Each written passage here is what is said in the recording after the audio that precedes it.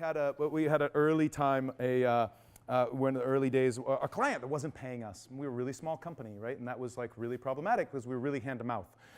And we were trying to figure out, like, God, how are we, it's a huge company, billion-dollar company, how are we going to get their attention? Like, they're not paying us.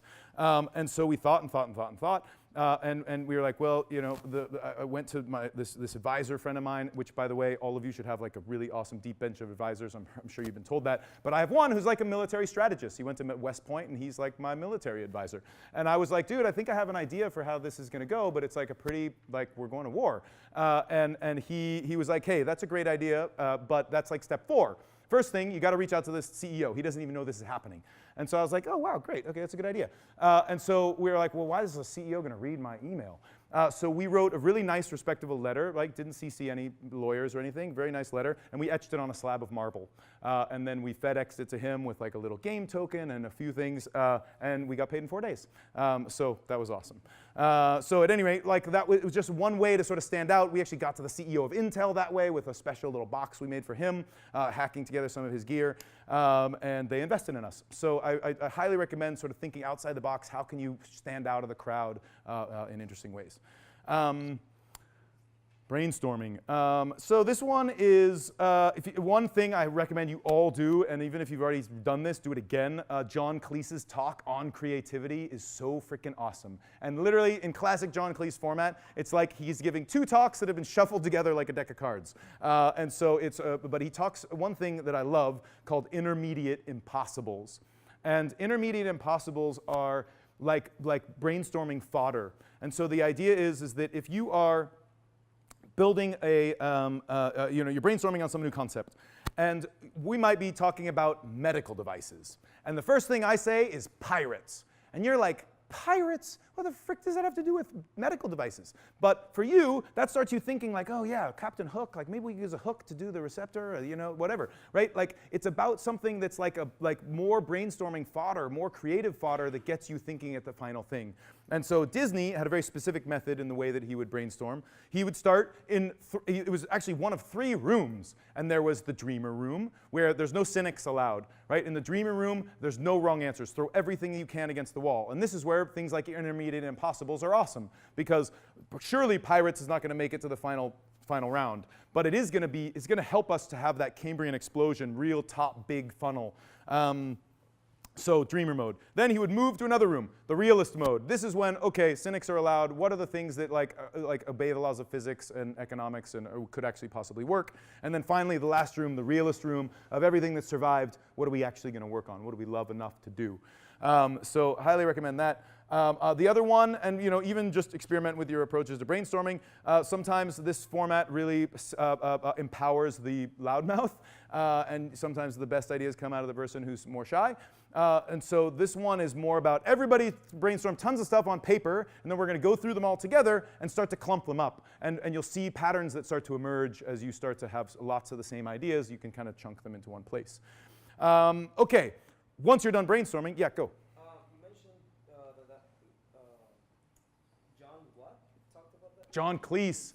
John Cleese, Monty Python. Your entire weekend, if you don't know John Cleese, your whole weekend should be spent watching Monty Python. He's an incredible comedian, British comedian, just really great. Yeah. Okay, real favorite quote of mine, inspiration comes during work, not before it.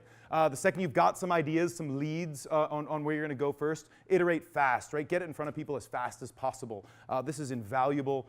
You learn so much putting it in front of people. We try to iterate just as quickly as we possibly can because you go into it with an assumption and you don't know, you're not sure, and you need real-time feedback in order to be able to figure it out.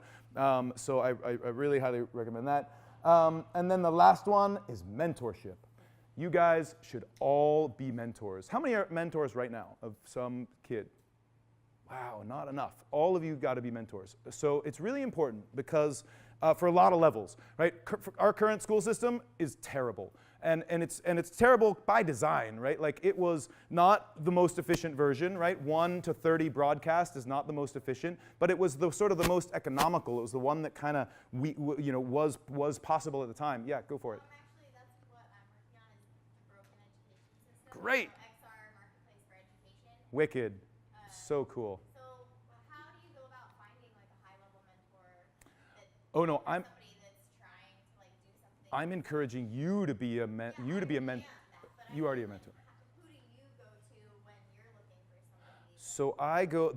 For me, it's a lot of that board of advisors, right? Different from your board of directors, right? Board of directors is a very important corporate function. I'm talking about a board of advisors, a group of people that you cultivate, who you respect, and have expertise in a domain that you care about. And so for me, it's 10 or 12 people across music and film and just raw business and that military guy. So a lot of different folks, so that depending on, and some of them are way more valuable than others, right? Some I have a standing call with every other week, and we dive in. Others, it's an ad hoc thing. I reach out just when there's a special thing.